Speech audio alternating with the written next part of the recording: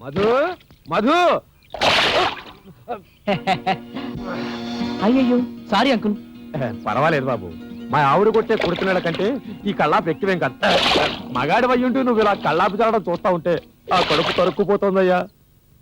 మండలాఫీసర్ అయ్యుండి మీరు మాత్రం మీ భార్యకు దిండులా పనికిరాని పండులా చాకిరి బండలా పనిచేయడం చూస్తుంటే నా కడుపు నుయ్యి కాదు బోరింగ్ పంప్ అయిపోతుంది. నీ జాలి గుండి నాకు తెలియదటయ్యా. చూడు, ఓ చిక్కుడు ముగ్గు అప్పిస్తావు. ఈ కటింగ్లే వద్దు. మొన్న గ్లాసుడు పంచదార, అటు మొన్న గరిటెడు కాపి పొడి, నిన్న చారుడు ఉప్పు అప్పు తీసుకున్నారు. తిరిగి ఇచ్చారా? భారతదేశానికి కూడా లేవు కదండి మీకు నన్ను అప్పులు. ఏం చేయమంటావు బాబు, అంతా నా కర్మ. అయినా నాకు తెలియగడుగుతాను, నేనంటే పెళ్లి పెటాకు లేని బ్రహ్మచారి యాదవని.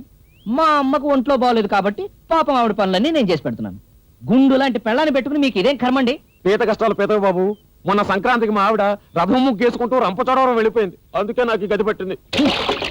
ఈడి పెళ్ళామేమో ముగ్గేసుకుంటూ రంపచోడవరం వెళ్ళింది, ఈడేమో గుర్రం దొరుకుంటే వెళ్ళి గోదట్లో దిగుతాడు. దెబ్బకి పాచిమోహంతో అప్పులు అడిగే బాధ తప్పు. ఈ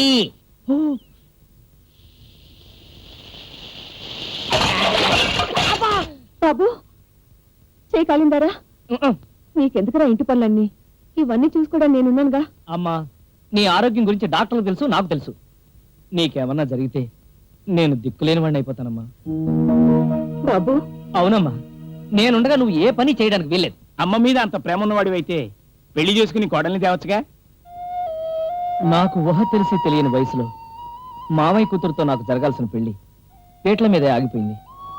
నేను పెళ్ళంటూ చేసుకుంటే రమ్యనే చేసుకుంటాను, లేకపోతే జీవితాంతం ఇలానే ఉండిపోతాను. బాబు ఇంతకాలం మనం బ్రతికామా సత్యామని కూడా మీ మామయ్యకి తెలియదు. బంధాలు బంధుత్వాల కన్నా వాడికి డబ్బేరా ముఖ్యం. రేపు ఆ డబ్బు కోసం వాడిని నేనేమైనా చేస్తే నేను దిక్కులేని అయిపోతాను రా.